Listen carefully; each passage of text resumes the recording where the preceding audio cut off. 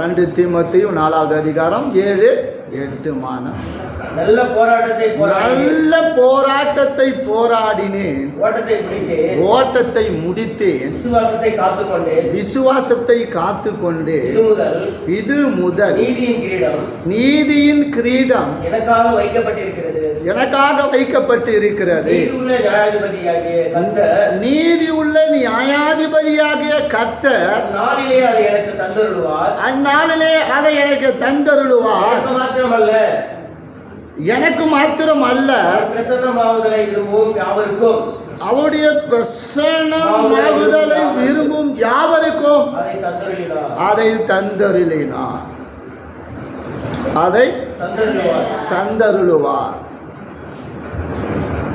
அவருடைய பிரசன்னமாகுதலை விரும்பும் யாவருக்கும் அதை தந்தருளுவார். என் அன்பு சகோதரியே, இங்கே பவுல் சொல்லும் பொழுது நான் பானபலியாய் வார்க்கப்பட்டு போகிறேன் என்று சொன்னார். என்னுடைய உயிர் பிரிய போகிறது, என் ஜீவன் என்னை விட்டு போக போகிறது, என்னுடைய ஊழியம் இந்த அத்தியாயம் முடிய போகிறது. நான் கர்த்தருக்காக பாடுபட்டது, கர்த்தருக்காக பிரயாசப்பட்டது, கர்த்தருக்காக ஓடினது, கர்த்தருக்காக உழைத்தது, கர்த்தருக்காக அர்ப்பணித்தது நாட்கள் போக நான் பானபலியாய் வார்க்கப்பட்டு போகிறேன் என்று சொன்னார். நான் பானபலியாய் வார்க்கப்பட்டு போகிறேன். ஆனால் எனக்கு ஒரு நிச்சயம் இருக்கிறது, நான் விசுவாசத்துக்காக நல்ல போராட்டத்தை போராடினேன் என்று சொன்னார். எத்தனை பேர் விசுவாசிக்கிறீங்க? நான் விசுவாசத்துக்காக நல்ல போராட்டத்தை போராடினேன் என்று பவுல் சொல்லுகிறார். ஆகையினால எனக்கு ஒரு கிரீடம் வைக்கப்பட்டிருக்கிறது, நான் அந்த விசுவாசத்துக்காக மிக தைரியமாய் போராடினேன் என்று சொன்னார். அப்ப நமக்குள்ள விசுவாசத்துல நாம் பிரியமானவர்களை போராடுகிற குணம் இருக்க வேண்டும். நாம் விசுவாசத்துல போராடுகிறவர்களாய் காணப்பட வேண்டும். ஏனென்றால் இந்த விசுவாசம் என்பது ஒரு வரம். ஏன்னா இதை நாம இன்னைக்கு இழந்துட்டோம். விசுவாசம் விசுவாசம் விசுவாசம் எந்த கடையில் விற்கிதுன்ற அளவுக்கு ஆகிப்படுது. ஆமா, எது கேட்டாலும் விசுவாசம் விசுவாசம் விசுவாசம் விசுவாசம் அப்படின்னா என்ன அப்படின்னு கேட்கிற அளவுக்கு ஆகிடுது. ஆகையினால இந்த விசுவாசம் என்பது இது ஒரு வரம். இது விசுவாசம் ஒரு மனுஷனை செழிப்பாய் மாற்றும். விசுவாசம் ஒரு மனுஷன் ஆசீர்வாதமாய் மாற்றும். விசுவாசம் ஒரு மனுஷனுக்கு எல்லாவற்றையும் கொண்டு வரும். அதான் பவுல் சொல்லுகிறார். இதனால எனக்கு என்ன கிடைக்கும் அப்படின்னா, எனக்கு ஒரு கிரீடம் கிடைக்க போகிறது அப்படின்னு சொல்லி. அதுதான் நீதியின் கிரீடம். இந்த உலகத்தில் நான் வாழ்ந்த பொழுது நான் நீதியாய் வாழ்ந்திருக்கிறேன், நான் நீதியாய் வாழ்ந்திருக்கிறேன். அதனால தான் அவர் சொல்லுகிறார், நான் விசுவாசத்துக்காக நல்ல போராட்டத்தை போராடினேன் என்று சொல்லி. நல்ல போராட்டத்தை போராடினேன், நான் ஓட்டத்தை என்ன செய்றேன், முடித்து விசுவாசத்தை காத்துக்கொண்டேன் என்று சொல்றோம்.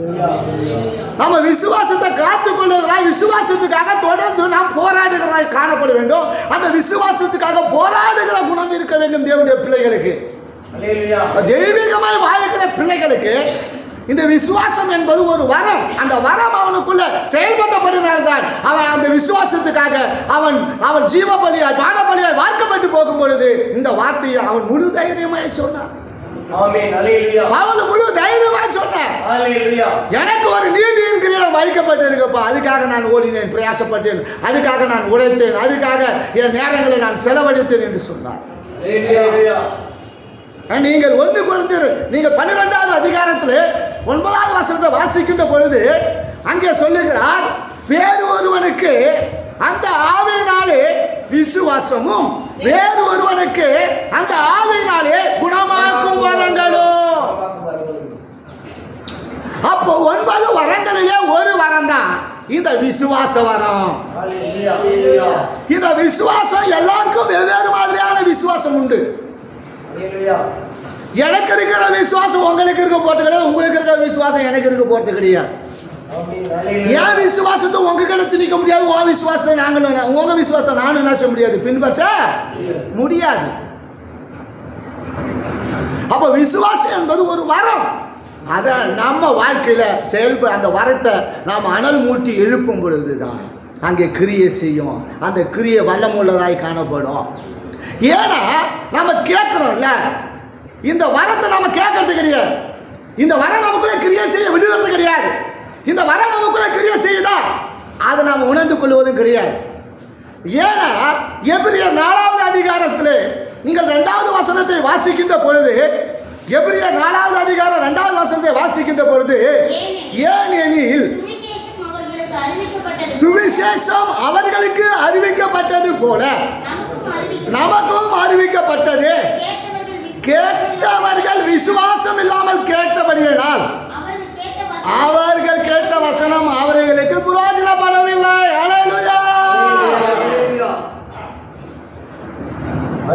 இஸ்ரவேலர்களுக்கும் அறிவிக்கப்பட்டது போல, நியாயப்பிரமாணத்தை கடைபிடித்தவர்களுக்கும் அறிவிக்கப்பட்டது போல, புறஜாதிகளாகிய உங்களுக்கும் எனக்கும் அறிவிக்கப்பட்டது. இயேசுவை ஏற்றுக்கொண்டவர்களுக்கு, இயேசுவை அறிந்து கொண்டவர்களும் அறியாதவர்களுக்கும் தான் இந்த சுவிசேஷம். அப்ப உலகத்தில் இருக்கிற எல்லா மனுஷனுக்கும் இந்த சுவிசேஷம் அறிவிக்கப்பட்டது. அவர்களுக்கு எப்படி அறிவிக்கப்பட்டதோ அதே போல உங்களுக்கு எனக்கும் அறிவிக்கப்பட்டது. ஆனா கேட்டவர்கள் இங்க சபையில இருமா போய் உட்காந்து கேட்கறது, அகந்தில உட்காந்துட்டு கேட்கறது, ஆனமா உட்காந்து கேட்கறது, தூங்கிக்கிட்டு உட்காந்து கேட்கறது, சொரிஞ்சுக்கிட்டு உட்காந்து கேட்கறது, எல்லாம் கண்ணை மூடி தியானம் பண்ணிக்கிட்டு கேட்கறது. கேட்டுவிட்டு போய் என்ன சொல்றதுன்னா, என்ன பிரசங்கம் பண்ணாரு அவரு இன்னைக்கு, அவரு பண்ண பிரசங்கமே ஒன்றும் எங்களுக்கு பிடிக்கல. நீ கேட்கறத என்னமோ சொல்லுவாங்களா, ஓட்டுற மாட்டை என்ன செய்வாங்களா, ஓட்டுற மாட்டை இன்னும் சேரை பிடிச்சி ஓட்டுறதுக்கு சேரை பிடிப்பாங்க, அது இன்னும் ஒரு சேரை பிடிச்சி ஓட்டுவாங்க. ஓட்டுற மாட்டை தான் திட்டு வாங்கினவனை தான் நல்லா திட்டிகிட்டே இருப்பாங்க. திட்டு வாங்குறான்ல வாங்கிட்டோம் அவனை தான் திட்டிகிட்டே இருப்பாங்க.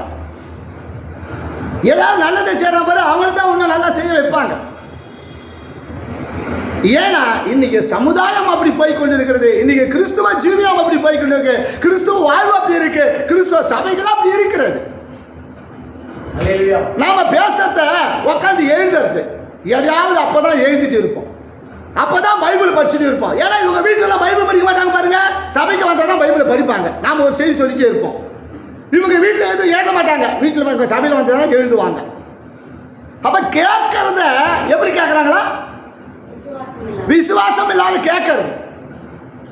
பாஸ் என்ன தெரியுமா சொன்னாரு, கீழே நாமெல்லாம் காசு கொடுக்கலாண்டியே, காசு கொடுக்கலையா, நாம மேல கொடுத்த காசு மேல ஓட்டிட்டாரா, கீழே கொடுத்த காசு நாமெல்லாம் ஒன்றும் கொடுக்கலையா. நான் என்ன சொன்னேன், நான் 1 லட்சம் ரூபாய் லோனு போட்டேன், எதில் இன்சூரன்ஸில், அதை வைத்து நான் கீழே வேலை வீட்டு வேலை தான் நான் சொன்னேன். பண்ண 2015 சபையை ஒட்டணும், கீழ் சபையை. இப்போ வேலை நடந்தது.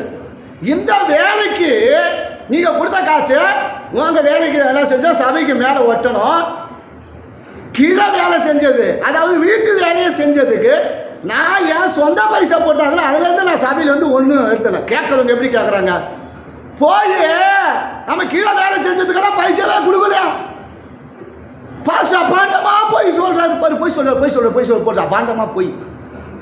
நான் என்ன சொன்னேன், என் வீட்டு வேலைக்கு சொன்னேன். என் வீட்டு வேலை செய்யறதுக்கு நான் வந்து என்னுடைய இன்சூரன்ஸ் வந்து லோன் எடுத்து வந்து செஞ்சேன்னு சொன்னேன். அப்ப சபையில் உக்காந்துக்கிட்டு நீ எப்படி கேட்குற, நான் வந்து ஒருத்தர் வந்து சபை விட்டு போனாரு, அவர் நல்லா சிப்பாலாம் போட்டுன்னு வருவாரு, ஆனால் நாளாட்டில் அவர் ரொம்ப குடிக்கார மாறிட்டாரு, அவர் பிள்ளைய போட்டு அடித்தார், அதாவது கடப்பரை எடுத்து அடித்தார், அந்த பிள்ளைக்கு மண்டை உடஞ்சிது, அதில் கோமாயி வேலை செஞ்சு கீழே வந்து செத்து போட்டான். அப்போ சபையிலேருந்து போய் வாழ்ந்தாங்களா இல்லை செத்து போட்டாங்கன்னு சொன்னேன். அதை போய் என்ன சொல்கிறதுனா மாற்றி எப்படி சொல்கிறாங்கன்னா, பாஸ் சபையை விட்டு போனா எப்படி நீங்களாம் செத்து போடுங்க அப்படின்னு சொன்னார் அப்படின்ட்டு அங்கே போய் அதை சொல்லுறது. அப்போ நாம் என்ன பேசுகிறோம், என்ன சொல்லுகிறோம், என்ன செய்கிறோம், என்ன செய்யறத சொல்லுகிறோம், என்ன சாட்சிகளை சொல்லுகிறோம், என்ன நடந்த சம்பவங்களை சொல்லுகிறோம். ஏன் இவர் அங்கேருந்து தடுத்தால இங்கேருந்து சொல்கிறாரு. அப்போ நீங்கள் மட்டும் இங்கே இருக்கிறவங்களா எல்லாம் சரியாக நடக்கிறீங்களா சபையில்? உங்களை பற்றி கேட்குறது, உங்களுக்கு பற்றி ஏன் இந்த சபையை விட்டுட்டு இங்கே சபைக்கு ஆராய்ச்சி விட்டுட்டு, இங்கே சபை இருக்கிற உபாசம் விட்டு, இங்கே இருக்கிற மூலூர் சபை விட்டு, இங்கே ஊழியை விட்டு ஏன் வேற எல்லாம் சுற்றுறீங்க? அதை நான் கேட்குறேன் உங்களை, ஏன் சுற்றுற? இங்கே இல்லையா, இங்கே மீட்டிங் இல்லையா, இங்கே கூட்டம் இல்லையா? நான் நடத்துகிறேன் வா. 3 நாளைக்கு உபாசம் கூட்டம் நான் நடத்துகிறேன் வா. எத்தனை பேர் கலந்துக்கிட்டீங்க? ஒருத்தவங்க 3 நாள் உபாசம் கூட்டம் நடத்தும் குமார் எத்தனை பேர் கலந்துக்கிட்டாங்க போன வருஷத்தில்? யாரும் வரல. ஒரு நாள் நடத்தினேன், 2ஆம் நாள் யாரும் வரல. நான் என் மனைவி உட்காந்து கிடக்கிறேன். அப்புறம் என்ன விஷயம் இங்கே நடத்துறது? என்ன நடத்துறது? வந்தால் தானே நடத்துறதுக்கு. அப்போ எல்லாமும் இங்கே இருக்கு, எல்லாமும் செய்யறோம். சபையில் ஒரு காரியத்தை உன்னால நீங்கள் செய்யறதுக்கு முன் வர மாட்டீங்க. அதை தான் நான் கேட்குறேன். நீ எங்கே வேணாலும் போ, எங்கே வேணாலும் போ, உனக்குவோம் உன் கண்ணுக்கு எப்படி இருக்கோ அதை பாரு, வேணான்னு சொல்லலை. பட் அது உங்களுக்கு பிரியமாக தான் செய்யுங்க. ஆனால் மற்றவங்களை இட்டு போய் கெடுக்காதீங்க. மற்றவங்களை இட்டு போய் என்னது விசுவாசத்தை கெடுத்துடாதீங்க. விசுவாசம் அவங்க விசுவாசத்தை கெடுக்காதீங்க. உங்கள் விசுவாசம் அங்கே இருந்தால் அங்கேயே இருக்கட்டும், இங்கே இருந்தால் அங்கேயே இருக்கட்டும். ஆனால் மற்றவங்க விசுவாசத்தை கெடுக்காதீங்க. கேட்கிறவர்கள் எப்படி கேட்டார்கள்? விசுவாசம் இல்லாத கேட்டபடினால நாம சொல்றது தப்பு தப்பாவே போகுது,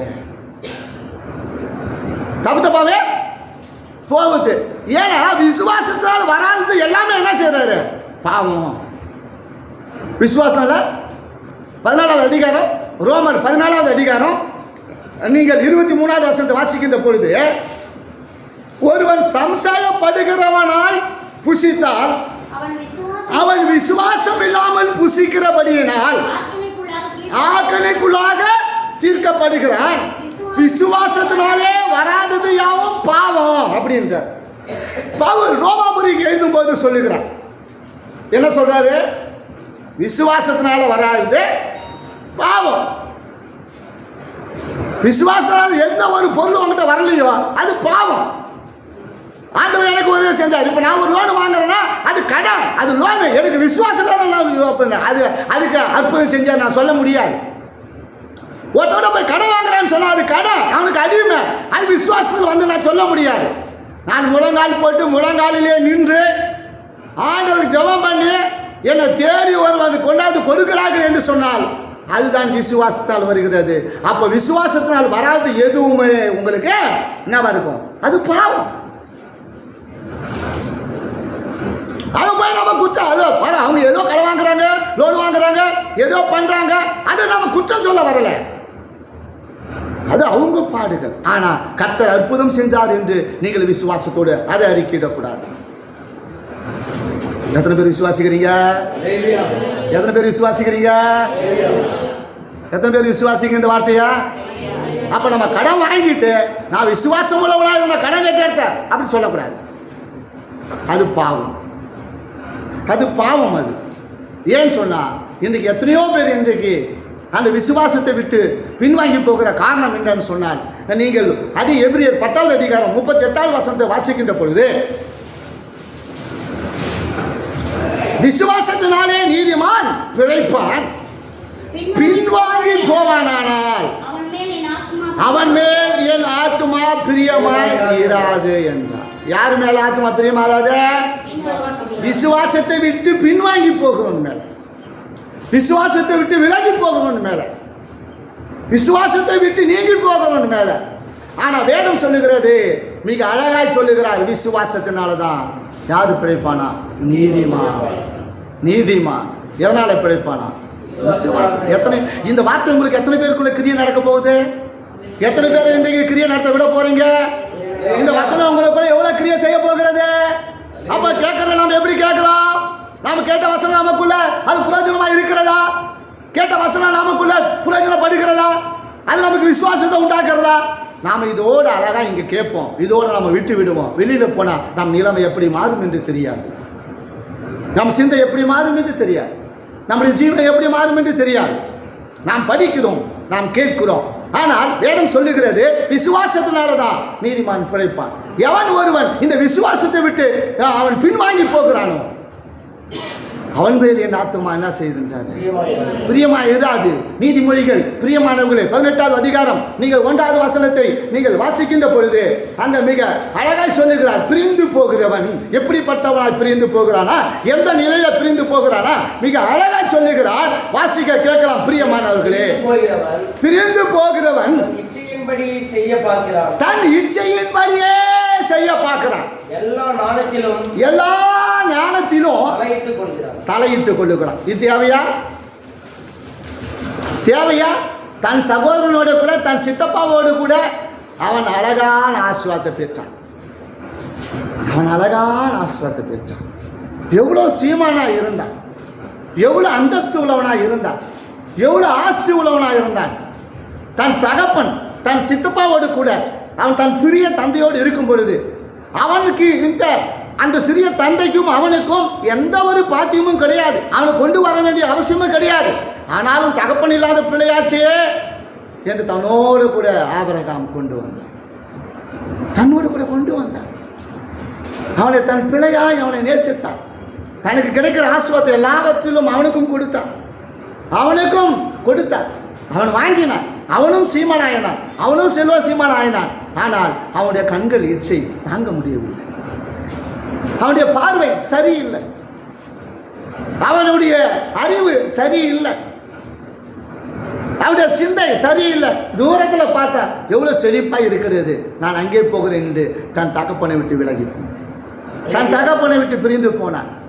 பிரிந்து போகிறவன் எப்படி போகிறானா? பிரிந்து போகிறவன் எப்படி போகிறான்? தன் இச்சையின் பிரகாரமே அவன் என்ன செய்கிறான்? அவன் எல்லா நேரத்திலும் தலையிட்டுக் கொள்ளுகிறான். அவன் போனான், லோத்து போனான். போய் மிகப்பெரிய செல்வந்தனா மாறி போனாரா? மிகப்பெரிய ஐஸ்வர்யனா மாறி போனாரா? மிகப்பெரிய கோடீஸ்வரனா மாறி போனாரா? அவர் போன இடம் எப்படிப்பட்ட இடம்? ஆனால் அவன் பார்ப்பதற்கு மிக அழகா இருந்தது. அது ஏதனை போல இருந்தது, அது எகிப்தை போல இருந்தது. மிக அழகா தான் இருந்தது. அவன் இங்கே இருந்து பார்க்கும் பொழுது, இங்கே இருந்து உங்களுக்கு பார்க்கும்போது பல இடங்கள் உங்களுக்கு, பல சிம்மாசனங்கள், பிரியமானவர்கள் உங்களுக்கு சொப்பனம் காண்பதை போல தான் இருக்கும். சொப்பனம் காண்பதை போல தான் இருக்கும். அழகா தான் இருக்கும். ஏதனை போல இருக்கும், எகிப்தை போல தான் இருக்கும். ஆனால் இருக்கிறதையும் இழந்துட்டு வந்துடாதீங்க. இருக்கிறதையும் விட்டுட்டு வந்துடாதீங்க. அவன் போனான். போன பிறகு லோத்துடைய நிலம் என்னாச்சு? தன் மனைவி விப்புத்துனாய் போனான். தன்னுடைய ஆஸ்தியெல்லாம் வாங்கி அழிந்து போனது. தன்னுடைய மிருகங்களை ஓட்டி வர முடியாது. அப்பா என்னால் நடக்க முடியாதுன்ட்டான். அப்பா என்னால் நடக்க முடியாது, எங்கேயாவது போய் தங்கிக்கிறோம்பா அப்படின்ட்டான். சரி போ, அந்த இடத்துல அழிக்க மாட்டோம் போ, அனுப்புனார். நடந்த சம்பவம் வேண்டாம். தன் 2 மகளோடு கூட சாயணித்து 2 பொல்லாத சந்ததிகளை பெற்றுக்கொண்டான். எந்த ஒரு பாவம், எந்த ஒரு பரிதாபம், எந்த ஒரு சூழ்நிலை. அவனுடைய சூழ்நிலை என்ன? பரிதாபமான சூழ்நிலை. தன் 2 மகளோடு, தான் பெத்த 2 மகளோடு கூட அவன் சாயணித்து குடிகாரனாய் அவளுக்கு குடிய மது ஊற்றி கொடுத்து, பிரியமானவர்களே, மோவாபி என்ற சந்ததியும் அம்மோன் என்ற சந்ததியும் அவன் தேவனுடைய சமூகத்துக்கு வரக்கூடாத ஒரு சந்ததியாக மாறி. உன் நிலைமை இருக்க வேண்டுமா? அப்படி மாற வேண்டுமா? உன் நிலைமை அப்படி மாற வேண்டுமா? அதுக்காக தான் தேவன் உங்களை கொண்டு வந்தாரா? அதுக்காக தான் இந்த சியோனில் கொண்டு வந்தாரா? இந்த சியோனிலிருந்து நன்மையும் கிருபையும் உங்களுக்கு உண்டாக்கும்படிக்கு, இந்த சியோனிலிருந்து ஆசீர்வாதத்தை உண்டாக்கும்படிக்கு, இந்த எருசலேமிலிருந்து அதுக்காக தான் இந்த எருசலேமை கொண்டு வந்தாரா? நீங்கள் அந்த பரம கானானை தரிசிப்பதற்காக, அந்த பரம கானானிலிருந்து பெற்றுக்கொள்வதற்காக தேவன் பிரியமானவர்களை அந்த இடத்துல விலகி போகிறதுக்கு அவங்களை கொண்டு வந்தார். பெற்றுக்கொள்வதற்கு தான் கொண்டு வந்தார். என் அன்பு சகோதரி கேட்டுக்கொண்டு இருக்கிற வேலையிலே மனம் திரும்புங்க, மனம் திரும்புங்க. நீங்கள் மனம் திரும்பி குணப்பட்டீங்கன்னா உங்கள் வாழ்க்கையில், உங்கள் பிள்ளைகளுடைய வாழ்க்கையில், உங்கள் வியாபாரத்தில், உங்கள் தொழிலில் கர்த்தர் ஒரு செம்மையான ஆசீர்வாதத்தை கொடுப்பா. எத்தனை பேர் விசுவாசிக்கிறீங்க? எத்தனை பேர் விசுவாசிக்கிறீங்க? ஏன்னா பிரியமானவர்களே, நம்ம விசுவாசத்துல இருந்து நம்ம விலகி போகும் பொழுது சொல்றார். அப்போ நீதிமான் எதனால பிழைப்பான்? தன்னுடைய விசுவாசத்தால தான் அவன் பிழைப்பான். தீமோத்தேயு கிட்ட பவுல் சொல்றார், அப்பா என் போராட்டம் இப்படி இருந்தது, என் போராட்டம் இருந்தது. நான் என்ன செஞ்சேன்? விசுவாசத்துக்காக நான் போராடினேன். எனக்கு தேவன் ஒரு கிரீடத்தை வைத்திருக்கிறார், அதை பெறுவதற்காக நான் ஓடிக்கொண்டிருக்கிறேன் என்று சொன்னார். ஆனால் தீமோத்தேயு கிட்ட அவர் சொல்லும்போது சொல்றார், 2 தீமோத்தேயு 1 அதிகாரம் 4, 5, 6வது வசனத்தை வாசிக்கின்ற பொழுது,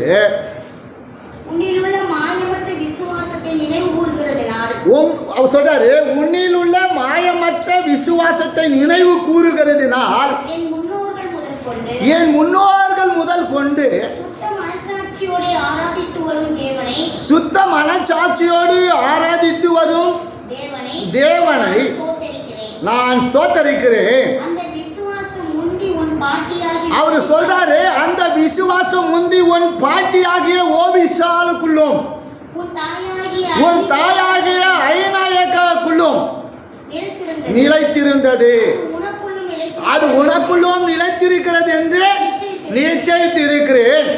இது நிமித்தம் நான் உன்மேல் என் கையை வைத்ததினாலே உனக்கு உண்டான தேவ வரத்தை அனல் மூட்டி எழுப்பிவிடு. உனக்கு நினைப்பூட்டு எழுப்பி விடும்படி உனக்கு என்ன செய்கிறேன், நினைப்பூட்டுகிறேன் என்று பவுல் தீமோத்தேயுக்கு கடைசியாய் சொல்லுகிறார். அப்பா, உன் மேல நான் எப்பெல்லாம் கையை வச்சனோ அப்போ உனக்கெல்லாம் ஒரு அனல் கொண்டது, உனக்குள்ள ஒரு வல்லம் அக்கினி கடந்து வந்தது. அதை நீ என்ன அவிச்சிடாத, எப்பொழுது அதை என்ன செஞ்ச, அனல் மூட்டி விடு என்று நான் உனக்கு என்ன செய்கிறேன், நான் வானபலியாய் வார்க்கப்பட்டு போகிறேன்.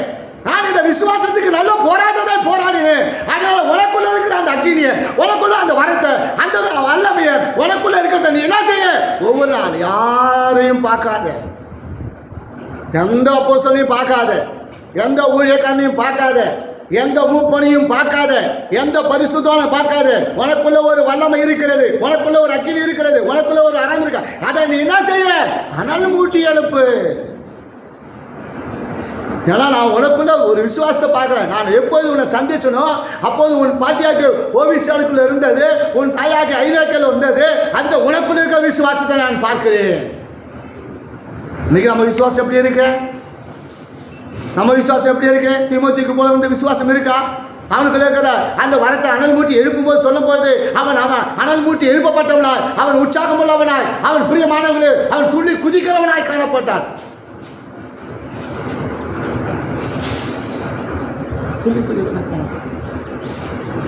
துள்ளி குதிக்கிறவனாய் காணப்பட்டான் இல்லையா? அந்த விசுவாச வரத்தை அவனுக்குள்ள அவன் அக்கினியாய் அனல் மூட்டி எழுப்பினான். அவனுக்குள்ள அந்த விசுவாசம் அணைஞ்சு போய் கடந்தது, அந்த வாரம் அணைஞ்சு போய் கடந்ததை பார்த்தான். அப்பா, இப்படிப்பட்ட விசுவாசம் உள்ளவனா இருக்கும்போது ஏன் உனக்குள்ள இருக்கிற வரத்தை அனல் மூட்டி எழுப்ப விடாதபடி இப்படி இருக்கிறார், சோர்ந்து போயிருக்கிறார்? ஏன்னா எப்போதுமே தீமோத்தேயு கொஞ்சம் நிறைய உபவாசம் இருப்பார். உபவாசம் இப்போ நிறைய தண்ணி குடிக்காமலே, அதாவது பிரியமானவர்களே, தண்ணீரை மாத்திரம் குடித்து கொண்டு நிறைய உபவாசம் பண்ணுவார். அந்த உபவாசத்தினாலே அவனுக்கு ஒரு சோர்வு வந்து விட்டது.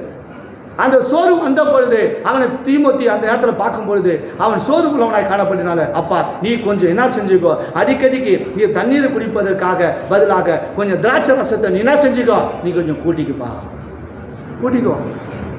நீ இளமையை உள்ளவனா இருக்கிற, நான் இளம் வயது ஊழியக்காரனா இருக்கிற, ஏன் இளமையிலே மறுத்து போகிற? அதனால நீ என்ன செய்யன்னு சொன்னாரு, கொஞ்சம் திராட்சை ரசத்தை கூட்டிக்குப்பா. அதனால தான் அவனுக்கு வந்த பலவீனம், அந்த பலவீனம். நாம என்ன திரும்ப செய்வோம், ஓ பாஸ் அடிச்சுட்டாரா ஆண்டவர், என்ன ஆட்டாடுனாரா, என்ன குதிச்சாரா, என்ன சத்தம், என்ன உருட்டு, என்ன மிரட்டு, பெத்தியா ஆண்டவர் அடிச்சுட்டாரு பெத்தியா அப்படின்னு நினைப்போம். வயிற்று வலிக்குது தான் முடிச்சோம், பாஸ் முடிக்கிற வரல ஒன்றும் தெரியல, வயிற்று வலிக்க ஆரம்பிச்சு பிடிச்சி 10 நாளைக்கு படுத்துட்டோம்னு வச்சுங்களேன், வயிற்று வலின்ட்டு உடனே பேச ஆரம்பிச்சோம். ஐயோ ஊழியக்காரன் பரிதாபமான நிலையில் இருந்தாரு, எப்படி உபவாசத்தை தன்னை சரிப்படுத்தினாரு, தன்னை சீர்படுத்தினாரு, கர்த்தர் சமூகத்தில் இருந்தாரு. அப்போ எப்படி இருக்கும், 40 நாள் உபவாசம் இருந்தா அந்த குடலை என்ன வருது, அதை யோசிக்க மாட்டான். பாடுறா அடிச்சாரா, வாங்க முடியலடா அவர் பண்ண சேர்த்து அனல் மூட்டி எழுப்ப சொன்னார். உனக்குள்ள நீ தண்ணீரை மாத்திரம் நீ குடிக்காத, தண்ணீரை மாத்திரம் குடிக்காத, கொஞ்சோண்டு என்ன செய்ய, திராட்சை ரசத்தை கொஞ்சம் கூட்டிக்கோப்பா.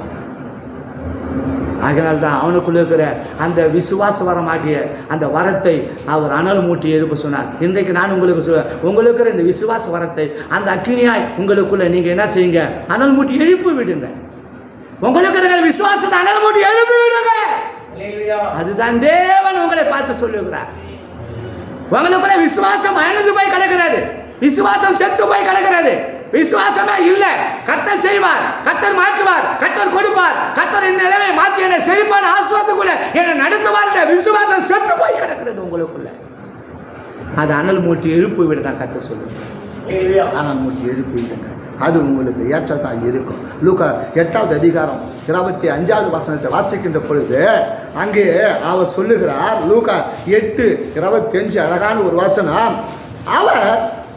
அவர்களை நோக்கி உங்கள் விசுவாசம் எங்கே என்றார். அவர்கள் பயந்து ஆச்சரியப்பட்டு, இவர் யாரோ, காற்றும் ஜலமும், இவர் காற்றுக்கும் ஜலத்துக்கும் கட்டளை இடுகிறார், அவைகளும் இவருக்கு கீழ்ப்படுகிறது என்று ஒருவரோடொருவர் சொல்லிக் கொண்டார்கள்.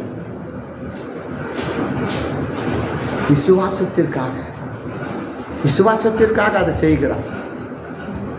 அந்த விசுவாசம் உங்களுக்குள்ள அனல் மூட்டி எழுப்ப விட வேண்டும் என்று கர்த்தர் பேசுகிறார். ஆனால் இங்கே இவர்கள் என்ன சொல்லுகிறார்? அவர்கள் அந்த பயந்து கொண்டிருந்த நிலையை மாற்றி அங்கே ஒரு எழுப்புதல் உண்டாக வேண்டும், அவர்களுடைய விசுவாசம் உண்டாக வேண்டும் என்று அங்கே கிரியை செய்கிறார். அங்கே தேவன் ஒரு அற்புதம் செய்கிறார். ஆனால் அவர்கள் என்ன சொல்றாங்க? இவர் யாரோ, இவர் யாரோ, இவர் யாரோ, காற்றுக்கும் ஜலத்துக்கும் கட்டளை இருக்கிறார், அவைகள் எல்லாம் இவர்களுக்கு ஆமா கீழ்ப்படியும், அவருக்கு கீழ்ப்படியும். ஆனா மனுஷன் மட்டும் நாம கீழ்ப்படிய மாட்டோம். காற்றும் கீழ்ப்படியும், கடலும் கீழ்ப்படியும், எல்லாம் கீழ்ப்படியும் அவர் வார்த்தைக்கு. ஆனா மனுஷன் மட்டும் ஒரு நாள் அவரோட கூட இருந்தவர்கள் ஒரு நாள் கீழ்ப்படியவே இல்லை. இன்னைக்கு நாமும் பிரியமானவர்களை இந்த வசனம் உங்களுக்கு சொல்லுகிறது, நாம் எவ்வளோ கீழ்ப்படுகிறோம்னு பாருங்க. விசுவாசத்துக்கு நாம் நல்ல போராட்டத்துக்கு போராடும்படிக்கு, விசுவாசத்துக்கு நாம் போராடும்படிக்கு எந்த அளவுக்கு நாம் கீழ்ப்படுகிறோம், எந்த அளவுக்கு கீழ்ப்படுகிறோம், எந்த அளவுக்கு நாம் கீழ்ப்படுகிறோம் பாருங்க விசுவாசத்துக்கு. ஆனால் அவங்க என்ன ஒரு குரதமா அதே சொல்றாங்க, ஒரு குரதமா எடுத்துக்கிறது. எதாலும் எதை பேசுறாங்க ஒரு குரதமா. அப்போ சபையில உட்காந்துக்கிட்டு நான் பேசுற வசனத்தை நீங்க குறை கண்டுபிடிச்சு தானே உட்காந்துட்டு இருக்கிறீங்க இவ்வளவு காலமா. ஒரு நல்ல வார்த்தை நான் பேசலையா? இப்போ நான் பேசிட்டு வர்றது எல்லாமே இப்போ கெட்ட வார்த்தையா? அதுதான் நான் ரெக்கார்ட் பண்றேன், யூடியூப்ல விடுவேன். இப்போ கேட்டு பாருங்க, ஒரு வார்த்தை கூட அதில் கட் பண்ண மாட்டேன். ஏன்னா கட் பண்ற அளவுக்கு நான் இப்போ பேசிட்டு வரல. இப்போ நாம எந்த அளவுக்கு காற்றும் ஜலமும் கடல் அலைகளும் அவர் சொன்னால் கீழ்ப்படுகிறது. மனிதர்கள் ஒரு நாளும் கீழ்ப்படிவதே கிடையாது. அது குரதமான வார்த்தைகளை, ஏற்க மறக்கான வார்த்தைகள் தான் பேசிக்கொண்டு இருப்பார்கள். அவர் சொல்லுகிறார், நான் போராட்டத்தை போராடினேன், நல்ல போராட்டத்தை போராடினேன், விசுவாசத்தை காத்துக்கொண்டு. விசுவாசத்தை காத்துக்கொள்ளுங்க, விசுவாசத்துக்காக போராடுங்க. நான் ஒரு 3 காரியத்தை சொல்லி நான் முடிக்கிறேன். கர்த்தர் தாமே உங்களை ஆசீர்வதிப்பாராக. விசுவாசம் உள்ளவர்களாய் ஜபத்தில் கேளுங்கள், பெற்றுக்கொள்ளுவீர்கள். விசுவாசம் உள்ளவர்களாய் ஜபத்தில் கேளுங்கள், பெற்றுக்கொள்ளுவீர்கள். பால் யாங்கிசோ தென்கொரியாவிலே ஒரு பெரிய சபை, 10 லட்சம் பேர் உள்ள சபை. அந்த பால் யாங்கிசோ 1 மணி நேரத்து ஜபத், அதாவது செய்திக்காக 3 நாளாய் மலையில் போய் சியோன் மலையில் போய் உட்காந்துருவார். அவங்களுக்கு ஒரு சியோன் மலை இருக்கிறது. 3 நாளாய் உட்காந்து அவர் ஜெபிப்பார் அந்த 1 மணி நேரம் பிரசங்கத்துக்காக. அப்போ அந்த 1 மணி நேரம் பிரசங்கத்தை அவர் கொண்டு வந்து அவர் சபையில் வந்து பிரசங்கம் பண்ணுவார். அந்த 1 மணி நேரம் தான் பிரசங்கம் பண்ணுவார். ஆனால் அங்கே இருக்கிற எல்லா ஜனங்களும் குறிப்பு எடுப்பார்களாம். குறிப்பு எடுத்துக்கொண்டு அவர்கள் வீட்டில் போய் அதை திருப்பி அனலைஸ் பண்ணி ஜெபிப்பார்களாம். ஆண்டவரே, இது எங்கள் ஊழியக்காரருக்கு கொடுத்த வார்த்தை, எங்கள் ஊழியக்காரருக்கு கொடுத்த வசனம். இந்த வசனத்தை நாங்கள் விசுவாசிக்கிறோம், இதன்படி எங்கள் வாழ்க்கையில் நடக்கும், இதன்படி எங்கள் வாழ்க்கையில் செய்வீர்கள். ஆகையால் இந்த வார்த்தையை தவிர அவர் பேசின வார்த்தை தான், ஒரு வார்த்தை கூட நாங்கள் கூட்டிய குறைச்சோ நாங்கள் பேசவும் மாட்டோம், சொல்லவும் மாட்டோம். அவர் சொன்ன வார்த்தை தான் மக்களுக்கு சொல்லுவோம். நாங்களும் அதை மற்றவங்களுக்கு என்ன செய்வோம், போய் சொல்லுவோம். ஏன்னா இது எங்க பாஸ்டர் பேசின வசனம். அவர் கணக்கு கொடுத்துட்டோம், அவர் கணக்கு கொடுத்துக்கட்டும். எங்க பாஸ்டர் பேசின வசனத்தை தான் நாங்கள் சொல்றோம், எங்க பாஸ்டர் பேசின சொன்ன வார்த்தை தான் நாங்கள் போய் சொல்றோம்.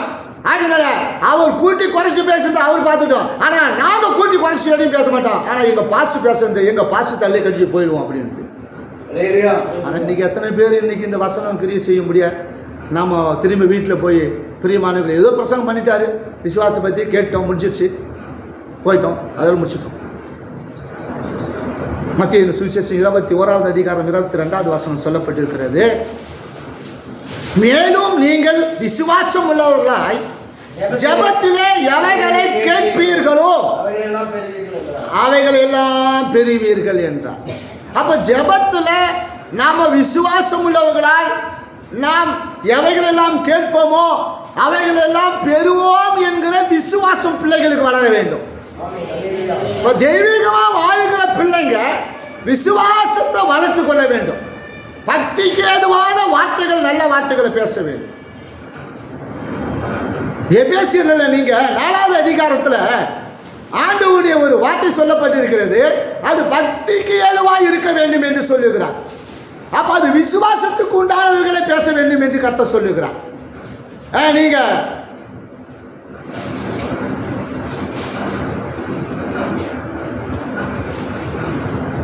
4வது அதிகாரத்தில் நீங்கள் பிரியமானவர்களை 29வது வசனத்தை வாசிக்கின்ற பொழுது, கெட்ட வார்த்தை ஒன்றும் உங்கள் வாயிலிருந்து புறப்பட வேண்டாம், பக்தி விருத்திக்கு ஏதுவான நல்ல வார்த்தைகளை உண்டானால் அதை கேட்கிறவர்களுக்கு பிரயோஜனம் உண்டாகும்படி பேசுங்க அப்படின்ற. கெட்ட வார்த்தை உங்க வாயில வரக்கூடாதுன்னு சொல்றாரு. சபைக்கு கிளம்பும் போது தான் நம்ம வார்த்தைகள் எப்படி இருக்கும் தெரியுமா? பரிசுத்தமான வார்த்தைகளாய் கிளம்பி வரும். ஏன் தெரியுமா லேட்டா வரும்? இந்த பரிசுத்தமான வார்த்தைகள் உங்கள் வாயிலிருந்து வருகிற தூய்மையான வார்த்தைகள், உன்னதமான வார்த்தைகள் வருகிறபடினால்தான் வீட்டில் குழப்பத்தை உண்டாக்கிடும் அந்த வார்த்தை, சண்டையை உண்டாக்கிடும் அந்த வார்த்தை, சமாதானத்தை கெடுத்து விடும் அந்த வார்த்தை. அப்புறம் அடிச்சு கொண்டு பிடிச்சு கொண்டு எப்படியாவது நாம சபைக்கு வர வேண்டும் என்று சொல்லி நாம் வந்து சேருவோம். வந்து சேரும்போதே அங்கேருந்து வரும்போதே நாம் என்ன செய்வோம்? நீ தான் பேசிட்ட, நான் தான் பேசுவேன், நான் தான் சொல்லிட்டேன், நீ தான் சொல்லிட்டேன். அங்கே இருந்து படி வைக்கிற வரல அந்த ஆவி கிரியை செய்து கொண்டே வரும். என்னாவே? கொட்டாவி, கெட்ட ஆவி, கெட்ட வார்த்தை பேசுகிற ஆவி. அப்போ அங்கேருந்து இங்கே உள்ள வரும்போது உங்களுக்கு நல்ல வார்த்தை கேட்க முடியுமா?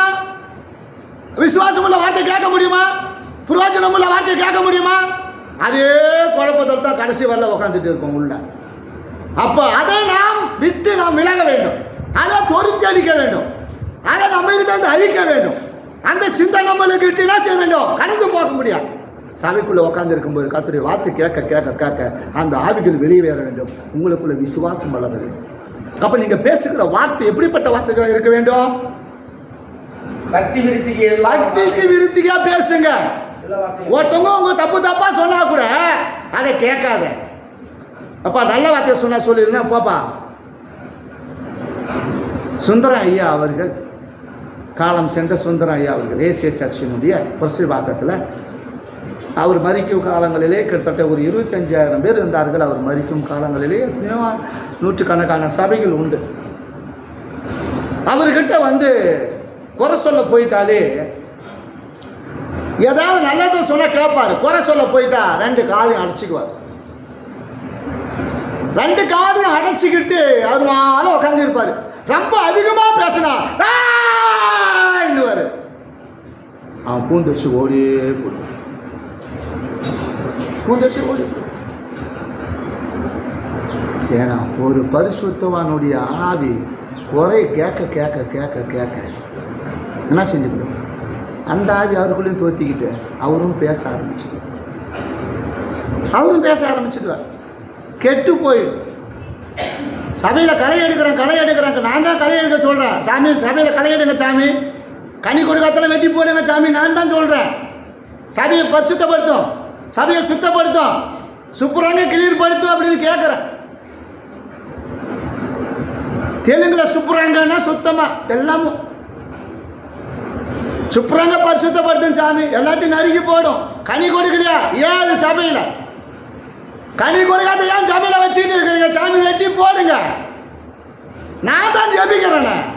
நீ களை எடுத்து என்ன செய்ய போற? களை எடுக்கிற களை தானே விதைச்சிட்டு இருக்கிற.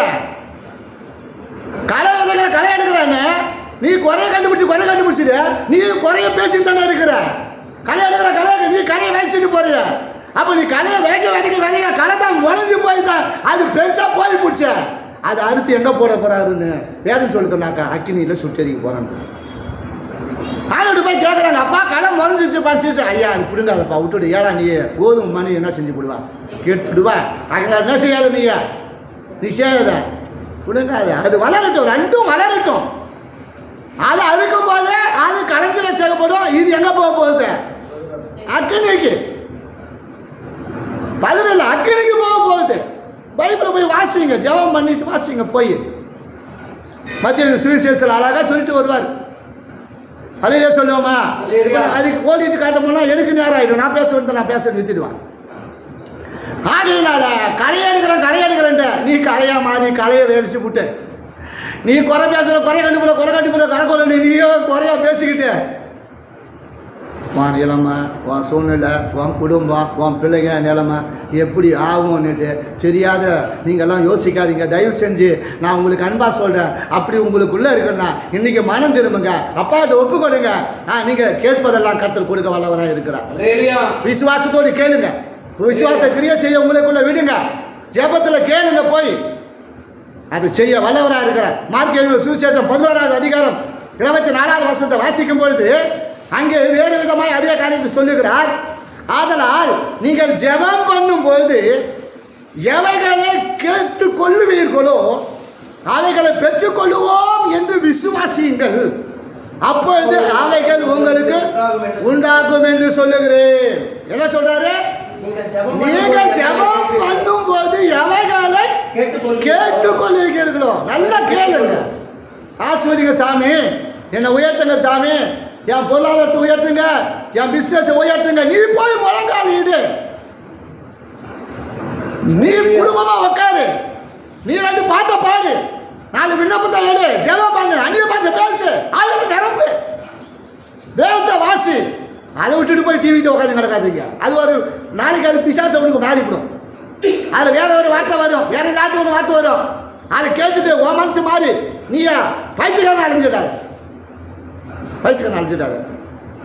நீ கேளு, முழங்கால் இடு, ஜெபம் பண்ணு, பாட்டு பாடு, ஆராது, நல்லா துதி, நல்லா ஆராது. நான் கத்திர நாமத்தை உயர்த்து, கத்திர அது நாமத்தை உயர்த்த கத்திர உடனே எந்த இடத்துல வைப்பா. கத்திர நாமத்தை துதிக்க, கத்திர நாமத்தை பாட அவர் ஆராதிக்க கத்தர் உன்னை விடுவித்து எங்க வைப்பாரா? உயர்ந்த அடகலத்துல, உயர்ந்த அடகலத்தை வைப்பார். எத்தனை பேர் விசுவாசிக்கிறீங்க? உங்க முகத்துல ஈ ஓடுது. நான் விசுவாசத்தை பத்தி தான் பேசிட்டு வரேன். கேட்க இப்ப விருப்பம் இல்லாத உட்காந்துட்டு இருக்கிறீங்க. யாருல நல்லா தெரியுது, உங்களுக்கு அது உற்சாகம் இல்லை. நான் அழியிலே சொன்னதான் அழியிலே சொல்ல வரல. அழியிலே சொன்னா நம்ம அழிய சொல்லுவோம், ஆமேன்னு சொல்லுவோம், சோத்திரம். ஏன்னா உங்களுக்குள்ள அந்த ஆவி அனல் கொண்டு, விசுவாசம் அனல் கொண்டு எழுமலை மட்டும்தான் அழியிலே சொல்ல முடியும். பார்த்தீங்களா எப்படி உட்காந்துக்கிறீங்க? பத்தியா, இதுதான் இந்த ஆவிதான். அப்ப உனக்குள்ள அந்த வல்லமை எப்படி பண்ணா, உனக்குள்ள அந்த அல்லமை இருக்கும்போது அந்த ஆவியில விசுவாசத்தில் அனல் கொண்டு எழும்பும் போது தான் நான் பேசுற வார்த்தை உனக்குள்ள அலையிலேயே வரும். அல்லேலூயா, அல்லேலூயா, அல்லேலூயா சொன்னா தூங்கத்தை விட்டு எந்திரிச்சுடுங்க. அதுக்காக நான் அலையிலேயே சொல்லிட்டு இருந்தா, அலையே ஒவ்வொரு வார்த்தைக்கும் நான் அலையிலேயே சொல்லிட்டே இருந்தாக்கா நான் என்னதான் பிரசங்கம் பண்ண எடுத்தேன். அப்போ நாம ஜபத்தில் எவைகளை கேட்கிறோமோ அவைகளை நாம் பெற்றுக்கொள்வோம் என்று நாம் விசுவாசிக்க வேண்டும். யாக்கோப்பு 1வது அதிகாரம் 6வது வசனத்தை வாசிக்கின்ற பொழுது, ஆனாலும் அவன் எவ்வளவாகிலும் சந்தேகப்படாமல் விசுவாசத்தோடு கேட்க கடவான். சந்தேகப்படுகிறவன் காற்றினால் அடிபட்டு அலைகிற அலைக்கு கடல் அலைகளுக்கு ஒப்பாய் இருக்கிறான். அதே யாக்கோப்பு 5வது அதிகாரம் 15வது வசனத்தை வாசிக்கின்ற பொழுது, அப்பொழுது விசுவாசமுள்ள ஜெபம் பிணியாளிகளை ரட்சிக்கும், கர்த்தர் அவனை எழுப்புவார், அவன் பாவம் செய்தனால் அது அவனுக்கு மன்னிக்கப்படும். யூதா 1வது அதிகாரம் 20வது வசனத்தை வாசிக்கின்ற பொழுது, நீங்களோ பிரியமானவர்களே உங்கள் மகா பரிசுத்தமான விசுவாசத்தின் மேல் உங்களை உறுதிப்படுத்திக் கொண்டு பரிசுத்த ஆவிக்குள்ள ஜெபம் பண்ணு, பரிசுத்த ஆவிக்குள்ள ஜெபம் பண்ணு, மகா உறுதியோடு கூட மகா பரிசுத்தமான விசுவாசம் மேல் உங்களுடைய விசுவாசம் மேலானதாக இருக்க வேண்டும். உங்களுடைய விசுவாசம் பரிசுத்தமானதாக இருக்க வேண்டும். உங்களுடைய விசுவாசம் வல்லமுள்ளதாக காணப்பட வேண்டும். உங்களுடைய விசுவாசம் மேல் நோக்கி, சியோனை நோக்கி, பரம கானானை நோக்கி, அந்த பரம எருசலேமை நோக்கி, அங்கே நீங்கள் பெற்று போகிற அந்த இடத்தை நோக்கி இருக்க வேண்டும். அப்படிப்பட்ட விசுவாசம் உங்களுக்குள்ள காணப்பட வேண்டும். அதான் மகா பரிசுத்தமான விசுவாசம். பூமிக்குரிய ஆசீர்வாதம் தேவதா, பூமியில் ஆசீர்வாதம் தேவதா, பொண்ணு பொருள் தேவதா. நான் கூட காலையில் கேட்டப்பா, என் கருத்தில் வெள்ளியும் பொண்ணையும் பொருளையும் ஆசீர்வதியும் சம்பத்தையும் ஊத்துங்கப்பா, இந்த ஜனங்களை ஆசீர்வதிக்கணும் கேட்டுக்கொண்டா. நீ பொண்ணும் பொருளோடு இருக்க வேண்டியதா, நீ ஐஸ்வர்யத்தோடு இருக்க வேண்டாம். ஒரு நிலை வரலதான். கத்தர் கொடுக்க உனக்கு பணாசை வந்துடக்கூடாது, கொடுக்க பொருளாசை வந்துடக்கூடாது. அதில் எனக்கு எப்போதும் விசுவாசத்தை பற்றியே பேசுங்க சாமி. விசுவாச பத்தியே சொல்லுங்க சாமி, வாக்கியத்தை பத்தியே சொல்லுங்க சாமி. பரலோகம் போய் சேர முடியாத சாமி, அந்த உன்னதத்தை தரிசிக்க முடியாத சாமி, பரிசுத்தம் இல்லாம தேவனுடைய ராஜ்யத்தில் போய் அந்த பரிசுத்த சாரத்தை சந்திக்க முடியாத சாமி. உலகக்குரிய ஆசீர்வாதத்துக்கு இந்த பெரிய மாநிலங்களை நம்ம ஆகிட்டோம்னா அந்த உன்னதத்தில் எதை போய் சேர முடியும், எதை போய் பெற்றுக்கொள்ள முடியும், எதை போய் நம்ம அடைய போகிறோம்? அப்போ உங்களுக்குள்ள பரிசுத்தமான விசுவாசம், மகா பரிசுத்தமான விசுவாசத்தின் மேல் உறுதியான விசுவாசம் உள்ளவர்களாக நீங்கள் ஜெபிக்க வேண்டும். நீங்கள் கேட்கும் பொழுது எப்படி கேட்க வேண்டுமா பிரியமானவர்களே? சந்தேகம் இல்லாமல். எதை கேட்கணுமா? சந்தேகம் இல்லாத விசுவாசத்தை கேட்கும் பொழுது விசுவாசம் உள்ள ஜெபம் உன் நோயை குணமாக்கும், உன் வியாதி குணமாக்கும், உன் கட்டுகள் அறுக்கும், பிசாசம் தொல்லையை மாற்றும், உனக்குள்ள இருக்கிற பொருளாதாரத்தில் மந்த நிலை மாற்றி உன்னுடைய பிரச்சனையை நீக்கி அதை ஆசீர்வதிக்கும். மகா பரிசுத்தமான விசுவாசத்துக்குள்ள நீங்கள் உறுதியாக நீங்கள் ஜெப பரிசுத்தாவிக்குள்ள ஜெபம் பண்ணும் பொழுது கர்த்தர் இவைகளை எல்லாம் கூட்டி கொடுப்பார். அடுத்தபடியாக பயப்படாதே, விசுவாசம் உள்ளவனாய். லூக்கா எழுதின சுவிசேஷம் 8வது அதிகாரம் 50வது வசனம். பயப்படாதே, விசுவாசம் உள்ளவனாய் இரு. லூக்கா 8வது அதிகாரம் 50வது வசனம். இயேசு அதை கேட்டு பயப்படாதே, விசுவாசம் உள்ளவனாய் இரு, அவள் ரட்சிக்கப்படுவாள் என்றான். அவன் ஒரு ஜெப ஆலய தலைவனாக இருந்தான். அந்த யவீர் எப்படிப்பட்டவனா இருந்தான்? அவன் ஒரு பெரிய ஜெபாலய தலைவன். அவன் ஒரு ஜெப வீரன். அவன் ஒரு ஜெப வீரன். அந்த ஆலயத்துக்குள்ள இருந்தவங்க தான் ஒரு பிரச்சனை. அந்த ஜெபாலய தலைவன் வீட்டில் அவன் ஒரு பிரியர் வாரியராக இருந்தான். அவன் நல்ல ஜெபிக்கிற ஒரு ஜெப தலைவனாக இருந்தான். அங்கே அவன் தான் சொல்லு, அவன் ஜெப தலைவன் என்று வேதம் சொல்லுகிறாரு. அவன் ஜெபாலய தலைவனாக இருந்தான். அந்த ஆலயத்துக்குள் அப்படிப்பட்ட ஒரு நபர் குடும்பத்தில் என்ன நடந்து விட்டது என்றால் மோசமான ஒரு நிலை, மரண நிலை. அவன் போய் கேட்கிறான், ஆண்டவரே என் மகள் மரித்து போய்விட்டார், மரண அவஸ்தைப்படுகிறான், நீர் வாரும் சுகமாக்கும், அவளை எழுப்பும் என்று. அதுக்குள்ள சிக்கல் வந்து விட்டது. கேட்டான் ஆண்டவரும் கேட்டார். அதுக்குள்ள சிக்கல்.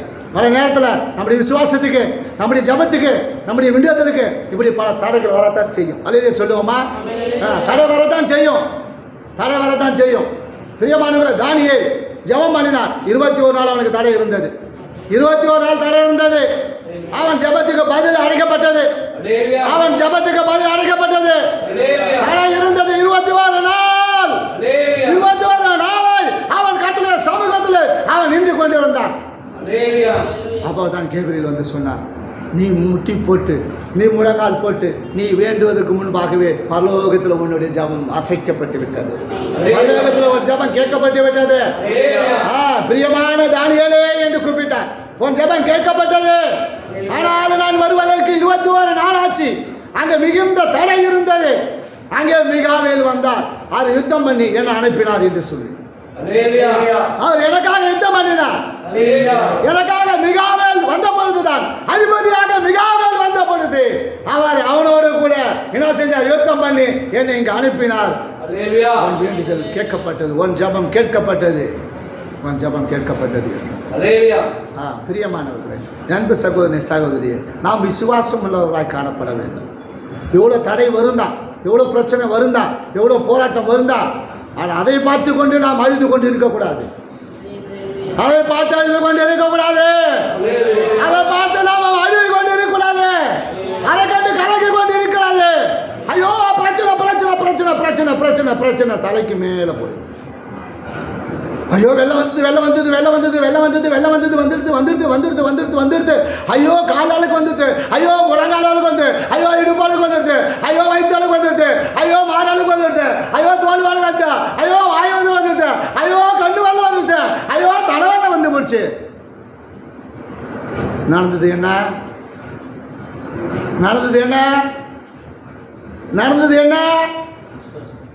நாளைக்கு என்ன? தலைக்கு மேல எல்லாம் போயிடுச்சு. நடக்கிறது என்ன?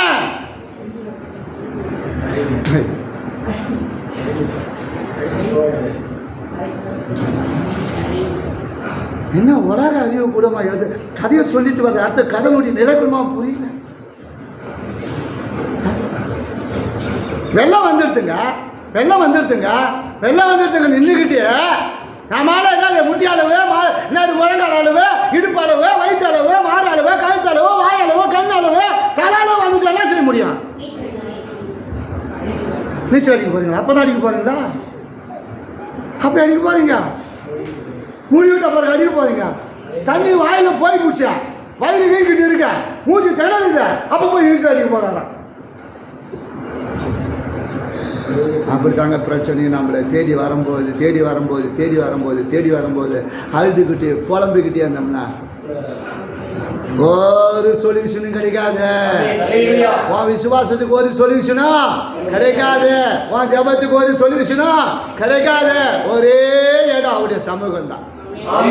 அவருடைய சமூகத்துல முழங்காலு போயிட்டு கருத்தை உயர்த்தி பாரு. உன் விசுவாசம் பெருகும். உன் விசுவாசம் ஜெபத்துக்கு கர்த்தர் பதிலளிப்பா. அவர் பாதப்படியில் வந்து நில்லு. ஏன்னா வேதம் மிக அழகாக சொல்லப்பட்டிருக்கிறது. பிரியமானவர்களே, நீங்கள் ஏசாயா 41:10 வாசிக்கும் போது, நீ பயப்படாதே, நான் உன்னோடு கூட இருக்கிறேன், திகையாதே, நான் உன் தேவன், நான் உன்னை பலப்படுத்தி உனக்கு சகாயம் பண்ணுவேன், என் நீதியின் வலது கரத்தாலே உன்னை தாங்குவேன். இஸ்ரவேல் ஜனங்கள் கர்த்தருக்கு பயப்பட்டார்கள். இஸ்ரவேல் ஜனங்கள் கர்த்தருக்கு என்ன செஞ்சாங்க? பயந்தாங்க. மோசே மேல விசுவாசம் வைத்தாங்க. இஸ்ரவேல் ஜனங்க கர்த்தருக்கு என்ன செஞ்சாங்க? அந்த மகத்தான அந்த அற்புதத்தை பார்த்த பொழுது, அந்த மகத்தான அந்த அதிசயங்களை பார்த்த பொழுது யார் மேல விசுவாசம் வச்சாங்களா? ஆண்டவர் மேல விசுவாசம் வச்சாங்க. ஆண்டவருக்கு பயந்தார்கள். ஆண்டவருக்கு பயந்து நடுங்கினார்கள். ஆனால் மோசே இடத்தில் அவர்கள் என்ன செய்தார்கள்? விசுவாசம் வைத்தார்கள். யாத்திராகம் 14வது அதிகாரத்தில் 31வது வசனத்தை வாசிக்கின்ற பொழுது அங்க அழகாய் அவர் சொல்லுகிறதை நாம் பார்க்கும் பொழுது அவர் சொல்றாரு, கர்த்தர் எகிப்தியரில் செய்த அந்த மகத்தான கிரியை இஸ்ரவேலர் கண்டார்கள். அப்பொழுது ஜனங்கள் கர்த்தருக்கு பயந்து கர்த்தரிடத்திலும் அவருடைய ஊழியக்காரனாகிய மோசேயினிடத்திலும் விசுவாசம் வைத்தார்கள். இன்னைக்கு எத்தனை பேருக்கு இப்படி இருக்கு? விசுவாசம் இருக்கு. கர்த்தரிடத்துல ஊழியக்காரன் மேல. ஊழியக்காரனை தூத்தாத இருந்தாலே போதுமே, ஊழியக்காரனை தூசிக்காத இருந்தாலே போதுமே, ஊழியக்காரன் மேல சேத்த வழி பூசாத இருந்தாலே போதுமே, எதுவுமே செய்யாத போட்டாலும் எதுவும் கொடுக்காத போட்டாலும் நல்ல வார்த்தை 4 வார்த்தை சொல்லுங்க, புரோஜனமா மற்றவங்களுக்கு கேட்குற அளவுக்கு. எல்லா ஊழியக்காரன் குறை உண்டுங்க பிரதர் சிஸ்டர். எல்லா இடத்துலையும் குறை உண்டு. எல்லா அம்மட்ட குப்பியும் போய் சீச்சு பார்த்தா அவன் அப்பட்ட குப்பியில் தங்கம் இருக்காது. என் அன்பு சகோதரி, நான் உங்களுக்கு மிகுந்த பணிவோடு கூட சொல்லிக் கொள்ளுகிறேன், மிகுந்த அன்போடு கூட சொல்லிக் கொள்ளுகிறேன். எல்லாம் முடிவெட்டுகிற ஷாப்பில் அங்கே இருக்கிற அந்த அந்த அந்த இடத்துல நோண்டி பார்த்தா தங்கம் வராது நண்பானவர்களே. அங்கே முடிதான், நாம் வெட்டப்பட்ட முடிதான் வரும் நண்பானவர்களே. ஆகினால எல்லா மனிதனும் குறைவுள்ள மனுஷன் தான் பிரியமானவர்களே. எல்லா மனிதனும் வழி விலகி போகிற மனுஷன் தான் பிரியமானவர்களே. ஆனாலும் கர்த்தர் அவனை பரிவாய் அவனை நேசித்து அவர்கள் அன்பு கூர்ந்து, என் மகன் வந்து விட மாட்டானா, என் மகன் என்னை நோக்கி பார்க்க மாட்டானா, என் மேல் பிரியமா இருக்க மாட்டானா, மீண்டும் வரமாட்டான், அவன் மேல பொறுமையா இருந்து, நீடிய சாந்தமா இருந்து, அன்பா இருந்து அவர் தன் பக்கமாய் வரும்போது அணைத்துக் கொள்கிறது. அவர் தன் பக்கமாய் அணைத்து மார்போடு அணைத்து அவனுக்கு முத்திர மோதிரத்தை கொடுக்கிற தேவனாக இருக்கிறார். அதுதான் தகப்பனுடைய விசுவாசம். ஒரு தகப்பனுடைய விசுவாசம் போய்விட்டார்களே அல்ல, கெட்டு விட்டார்களே அல்ல, திரும்பி வரும்பொழுது அவனுக்கு முத்திர மோதிரம் அவனுக்கு அணிவிக்கப்பட்டு அந்த வீட்டிலே ஆடல் பாடல் சத்தத்தோடு கூட, கறி பிரியாணி விருந்தோடு கூட அந்த ஜனங்களுக்குள்ள மிகுந்த ஆனந்த சந்தோஷம். அப்பா வீட்டில் எப்போதும் சந்தோஷமே, ஆடலும் பாடலும் நீங்க தானப்பா. அங்க ஆடல் பாடல் சத்தம் துணிச்ச. ஐயோ என் மகன் போய்விட்டான், ஐயோ அவன் காணாத போய்விட்டான், போய்விட்டு வந்தவான ஒன்றும் இல்லாத வரானா, அவன் தொட்டி அடின்னு சொல்லலை. மகோதானத்து முத்திர மோதிரம் கொடு. அதான் தகப்பன், அதான் அன்பு. அந்த அன்பு தான் கிறிஸ்துவின் அன்பு. நாம் அரக்க குணமுள்ளவர்களாக இருக்கக்கூடாது. நாம் இருதயம் கடினமுள்ளவர்களாக இருக்கக்கூடாது. நம்முடைய இதயம் கல்லான இருதயமாக இருக்கக்கூடாது. நம்முடைய இருதயம் பார்வோனை போல இருக்கக்கூடாது. அல்லேலூயா. விசுவாசம் உள்ளவர்களாய் நான் பிரியமானவர்களே இருக்கும்பொழுது அங்கே பிரியமானவர்களே ஊழியக்காரன் மேலும் கர்த்தரிடத்திலும் விசுவாசம் வைத்து கர்த்தருக்கு பயந்து கர்த்தரிடத்திலும் அங்கே நீங்கள் ஊழியக்காரரிடத்திலும் மோசையிடத்தில் அவர்கள் விசுவாசம் வைத்தார்கள் என்று அப்படிப்பட்ட ஒரு அன்பு, அப்படிப்பட்ட விசுவாசம் உள்ள பிள்ளைகளை குடும்பங்களிலே ஆசீர்வாதம் புரண்டு ஓடும். அந்த வீட்டில் ஒரு நாள் ஆசீர்வாதம் குறையாது. அந்த வீட்டில் சமாதானம் குறையாது. அந்த வீட்டில் அன்பு குறையாது. அந்த வீட்டில் ஐக்கியம் குறையாது. அந்த வீட்டில் ஜெபம் குறையாது. அந்த வீட்டில் எப்போது அவரை நோக்கி பார்த்து அவரிடத்திலிருந்து ஆசீர்வாதத்தை பெற்றுக்கொள்ளும். அது செழிப்பான ஆசீர்வாதமாக. அடுத்தபடியாக உங்கள் இருதயம் கலங்காதபடி விசுவாசமாயிருங்கள். உங்கள் இருதயம் கலங்காதபடி விசுவாசமாயிருங்கள். ஏன்னா நான் உங்களை விட்டு போகும் காலம் வருகிறது. நான் உங்களுக்காக ஒரு ஸ்தலத்தை நான் ஆயத்தம் பண்ண போகிறேன். இந்த பூமியில் எனக்காக நீங்கள் வாழ்ந்தீர்கள், எனக்காக ஜீவித்தீர்கள், என்னோடு கூட இருந்தீர்கள். ஆனால் நான் உங்களுக்காக நான் ஒரு ஸ்தலத்தை ஆயத்தம் பண்ண போகிறேன். அங்கே நீங்கள் என்னோட கூட வந்து நீங்களும் அங்கே அந்த ஸ்தலத்தில், அந்த வீட்டிலே, நித்திய வீட்டிலே, அந்த மகிமையான இடத்துல நீங்களும் தங்குவதற்காக நான் உங்களுக்கு ஒரு ஸ்தலத்தை ஆயத்தம் பண்ண போகிறேன், ஒரு வீட்டை ஆயத்தம் பண்ண போகிறேன். நான் உங்களை சும்மா விட மாட்டேன். நீங்கள் என்னோடு கொண்ட நாட்களில் நான் உங்களை வெறுமையாக விட மாட்டேன் என்று சொன்னார். நான் உங்களை வெறுமையாக விட மாட்டேன்னு சொன்னார். ஒரு விசுவாசத்தை அவர்கள் ஏற்படுத்தினார். அது என்ன விசுவாசம்? யோவானின் சுவிசேஷம் 14வது அதிகாரத்தில் 1வது வசனத்தை வாசிக்கின்ற பொழுது, உங்கள் இருதயம் கலங்காதிருப்பதாக தேவனிடத்தில் விசுவாசமாய் இருங்கள், என்னிடத்திலும் விசுவாசமாய் இருங்கள். அப்போ விசுவாசத்துல இன்றைக்கு கலக்கம், விசுவாசத்துல இன்றைக்கு ஒரு கலக்கம் இருக்கிறது. நம்முடைய இருதயத்தில் காணப்படுகிற கலக்கம் விசுவாசத்தை கெடுக்கிறது, விசுவாசத்தை குறைக்கிறது, விசுவாசத்தை இழந்து போக செய்கிறது. ஏன்னா நம்மோடு கூட இருப்பவர்கள் சில நேரங்களில் நம்ம விட்டு கடந்து போகும் பொழுது என்ன இருக்கும்? அந்த பிரிவை நம்மளால தாங்கிக் கொள்ள முடியாது. அந்த பிரிவை நம்மளால இழக்க முடியாது. ஏன்னா இவர் இருந்த 3 ஆண்டுகள் பூமியில் இருந்த நாட்களிலே அவர்களோ கூட நடந்து அவ்வளோ அற்புதங்களை பார்த்தார்கள், அவ்வளோ ஆகாரங்களை கொடுத்தார், அவ்வளோ அற்புதம் செய்தார். அவங்கள வெறுமையாக விடலை. அவங்களுக்கெல்லாம் எப்படி இருந்திருக்கும்? இவர் இல்லைன்னு சொல்லும் போது எப்படி இருக்கும்? அப்போ அந்த பிரிவை தாங்கக்கூடாது, இருக்கக்கூடாத அளவுக்கு தான் அவருக்கு அந்த பிரிவை தாங்க வேண்டியவங்களுக்கு தான் ஒரு ஆறுதலான வார்த்தை சொல்லுகிறார். நான் உங்களுக்காக போய் என்ன செய்ய போகிறேன்? போய் ஒரு ஸ்தலத்தை ஆயத்தம் பண்ண போகிறேன். நான் மீண்டும் வருவேன்பா, நான் மீண்டும் வருவேன், வராத இருக்க மாட்டேன். நான் மீண்டும் வருவேன். வந்து என்னோட கூட உங்களை அங்கே என்ன செய்வேன்? வைக்கப்படிக்க நான் உங்களோ எல்லாரையும் கூட்டி சேர்த்து கொள்வேன்பா. அவர் ஒரு தாயை போல, ஒரு தகப்பனை போல, ஒரு கழுகை போல, ஒரு பிரியமானவர்களை கோழியை போல தன் குஞ்சுகளை எப்படி ஆடை காத்து அது தன்னுடைய பிரியமானவர்களை அடக்கலத்தில் வைத்துக் கொள்ளுகிறதோ அதை போல அவர் நம்மளை கூட்டி சேர்க்கிற ஆண்டவர். ஒரு விசுவாசம், அவங்களுக்குள்ள விசுவாசத்தை உண்டாக்குறார். அவங்களுடைய விசுவாசம் கலங்காது இருக்கும்படிக்கு, அவங்களுடைய இதயம் கலங்காது இருக்கும்படிக்கு அந்த ஒரு விசுவாசமான வார்த்தையை சொன்னார். நீங்கள் எப்படிப்பட்டவர்களாக இருக்க வேண்டும் என்றால் உங்கள் இருதயம் எப்பொழுதும் கலங்காது இருக்க வேண்டும். எப்போதும் இருதயம் கலங்காது இருக்க வேண்டும். என் தேவனிடத்திலும் விசுவாசமாயிருங்க, என்னிடத்திலும் விசுவாசமாயிருங்க. கடைசியாக சொல்லி முடிகிற உபவாகமம் 31வது அதிகாரம் 8வது வசனத்தை வாசிக்கின்ற பொழுது அவர் சொல்றாரு. ஏனென்றால் இன்னைக்கு அநேகருடைய இருதயங்களிலே கலக்கம் இருக்கிறது, விசுவாசம் இல்லை, விசுவாசம் செத்து போய் கிடக்கிறது, விசுவாசம் கிரியை செய்யவில்லை, விசுவாசம் அவர்களுக்குள்ளே செயல்படவில்லை. அப்படிப்பட்ட விசுவாசம் இன்றைக்கு பிரியமானங்களே அனல் கொண்டு எழும்படிக்கு கர்த்தர் உங்களோடு பேசிக் கொண்டிருக்கிறார். கர்த்தர் உங்களோடு கூட பேசிக்கொண்ட வார்த்தை என்னவென்றால், உங்களுக்கு விசுவாச வரத்தை அனல் மூட்டி எழுப்ப வேண்டும், அந்த விசுவாசம் உங்களுக்குள்ளே செயல்பட வேண்டும். அதுதான் அவர் சொல்லுகிறார். கர்த்தர் தாமே உனக்கு முன்பாக போகிறவர், அவர் உன்னோடு இருப்பார், அவர் உன்னை விட்டு விலகுவதும் இல்லை, உன்னை கைவிடுவதும் இல்லை, நீ பயப்படவும் கலங்கவும் வேண்டாம். ஹல்லேலூயா. ஹல்லேலூயா. அப்பா அங்க பிரியமானவர்களே, மோசே யோசுவாவை குறித்து சொல்லும்போது அவன் சொல்லுகிறான், யோசுவாவை திடப்படுத்துகிறான், யோசுவாவை பலப்படுத்துகிறான், யோசுவாவுக்கு விசுவாசமுள்ள வார்த்தை ஊட்டுகிறான். யோசுவாக்குள்ள இருக்கிற கணக்குள்ள இருந்த அந்த வரத்தை யோசுவாவுக்குள்ள கொஞ்சம் அந்த கணத்தை வைத்த பொழுது அவனுக்குள்ள அது அனல் கொண்டது. அவன் சொல்லுகிறான், நான் இல்லாத படம் நீ பயப்படாத, எனக்குள்ள இருந்த அபிஷேகம் உனக்குள்ள இருக்கு, எனக்குள்ள வல்லமை இருக்கு, எனக்குள்ள இருக்கிற அதிகாரம் இருக்கு. ஆனால் நீ எப்படிப்பட்டவனா இருக்க வேண்டும்னால் நீ விசுவாசம் உள்ளவனா இருக்க வேண்டும். ஒரு நாள் உன் இருதயத்துல உன் விசுவாசம் என்ன குறைந்து விடக்கூடாது. உன் இருதயத்துல எப்போது என்ன செய்யக்கூடாது, நீ கலக்கம் அடையக்கூடாது.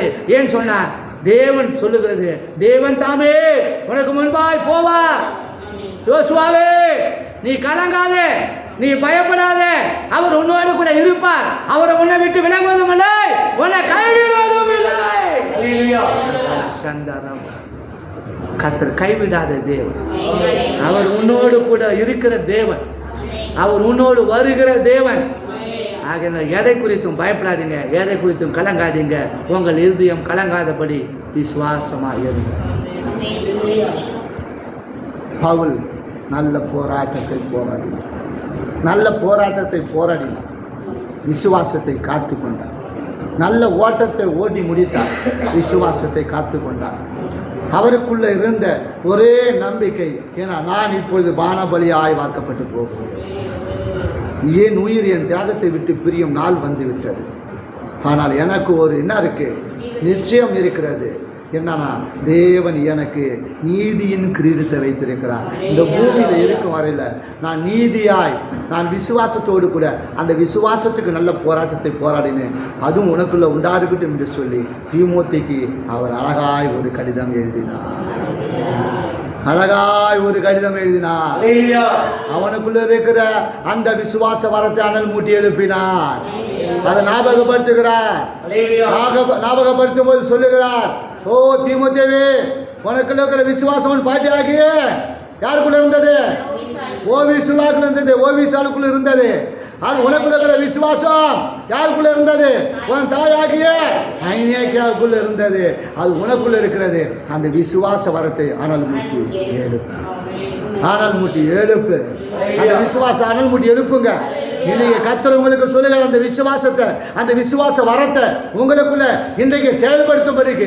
விசுவாசத்தினால் வராது யாவும் பாவமா இருக்கும். அது பாவத்தை சம்பாதித்துக் கொள்ளாது, விசுவாசத்தை இழந்து போவாது. பிரிந்து போகிறவன் அவன் இச்சைகளின் பிரிந்து போக பார்க்கிறான், கடந்து போகிறவன் தன்னுடைய இச்சைகளின் கடந்து போகிறான்.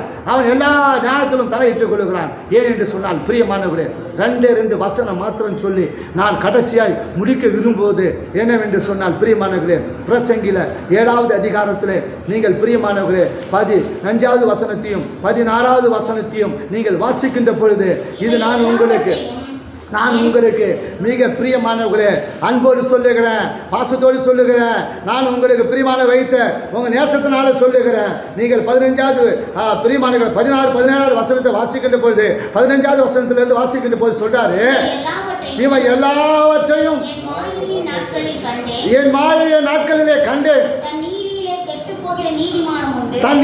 கெட்டு போகிற நீதிமானும் உண்டு, தன் பாவிலே நீடித்திருக்கிற பாவியும் உண்டு. மிஞ்சின நீதிமானாய் இராதே, உன்னை அதிக ஞானியமாக்காதே. உன்னை நீ ஏன் கெடுத்துக் கொள்ள வேண்டும்? மிஞ்சின துஷ்டனாய் இராதே, அதிக பேதையும் இராதே. உன் காலத்துக்கு முன்னே நீ ஏன் சாக வேண்டும்? ஹலோ ஹலோ, உன் காலத்துக்கு முன்பாய் ஏன்பா? ஏன்? நீதிமான் தன் நீதியிலே கெட்டு போகிறவன் உண்டு, பாவி தன் பாவத்திலே நீடித்திருக்கிறவனோ உண்டு. ஆகையினால மிஞ்சின நீதிமானா இராத. எல்லாம் எனக்கு தெரியும். நான் தான் விசுவாசம் உள்ளவன் சபைக்கு, நான் தான் நீதிமான் என்று மாறு தட்டாத. உன்னை மிஞ்சின நீதிமான் என்று நீ என்ன செய்யாத, உயர்த்து கொள்ளாதே. அதான் அவர் சொல்றாரு, உன்னை அதிக ஞானியும் ஆக்காதப்பா. ஏன்பா கெடுத்து கொள்ள போற? ஏன்பா நீ உன்னையே கெடுத்து கொள்ள போற? என் அன்பு சகோதரனே, என் அன்பு சகோதரி, கர்த்தருடைய வேதம் சொல்லுகிறது, கர்த்தருடைய வார்த்தை உங்களுக்கு வந்து கொண்டிருக்கிறது. இந்த நேரத்திலாவது உங்கள் ஆண்டவருக்கு ஒப்புக் கொடுங்க. இந்த நேரத்திலாவது ஒப்புக் கொடுங்க. நீங்கள் சுகித்திருக்கும்படிக்கு, நீங்கள் செழித்து வாழும்படிக்கு மனம் திரும்பி அவருக்கு ஒப்பு கொடுத்து பாருங்க. அந்த நேரத்தில் கர்த்தர் உங்களுக்கு மிகுதியான ஆசீர்வாதத்தை கொண்டு வருவார். ஏன்னா நீ மிஞ்சின துஷ்டனாகவும் இராது. அதே சமயத்தில் அதிக ஆமாம், அப்படிதான் நம்ம ஓடி நடந்தோம். ஆண்டு சொன்னார், அப்பா உட்காருப்பா, பேசாம உட்காருவா, இன்னைக்கு நான் உனக்கு வெளிப்படுத்த போறவா. ஏன் அவன் போய் கெஞ்சி கிடக்குற, அவங்ககிட்ட ஏன் போய் மன்னிப்பு கேட்டுக்கிற, ஏன் உன்னை நீ ஏன் பேதி ஆக்கி கொள்ற, பேதி ஆக்கி கொள்ற, அவங்க தேரா இருக்கிறாங்க, மிஞ்சினா துஷ்டனா இருக்கிறாங்க, மிஞ்சினா நீ தான் இருக்காங்கப்பா, ஏன்பா உன்னை பேதி ஆக்கி கொள்ற, வா சமத்தில் உட்காரு, உனக்கு நான் இன்னைக்கு வெளிப்பட போறேன். வெளில சொல்லுவோம்மா, வெளிப்பட போறேன். 37வது நாள் பேசினார். 37வது நாளில் அதிகாலையில் 4:30 மணிக்கு என்னோட பேசினார். சத்தம் கேட்டது, மத்தேயு என்று கேட்டது. அப்படி பிளாஸ் நியூஸில் வர்ற போல மத்தேயு 26வது அதிகாரம் வந்தது. முடித்தேன், ஜபத்தை முடித்தேன். காலையிலேன்னு சொன்னேன், நான் 40வது இதோட முடிச்சுக்கிறேன். கர்த்தர் பதில் கொடுத்துட்டாரு. இதுக்கு மேலே நாளுக்கு நான் நோட்ட விரும்பலை.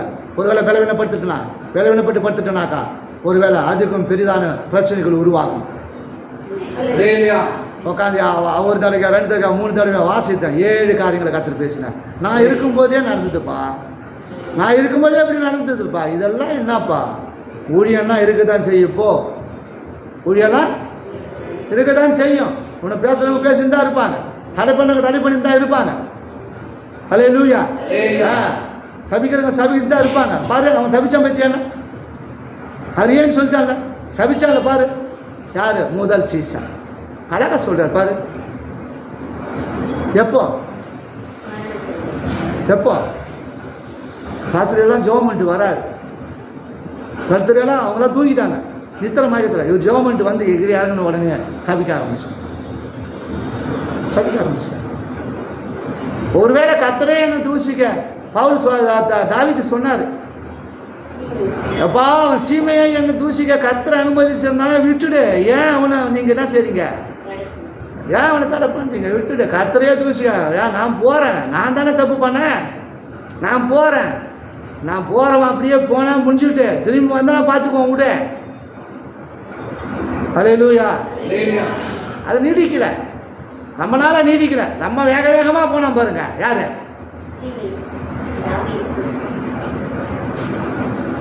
ராஜாவானவர் யாரு? தாவீது மோவன் அபிஷேகம் வேகமா போனார் பாருங்க. போனார், கார்வாலி மரத்தில் கழுத்து மாடிச்சு போய் ராஜா வாங்கின கொஞ்ச நாள்ல வேகமா போனார். தாவீதை சாவடிச்சலாம் அப்படின்ட்டு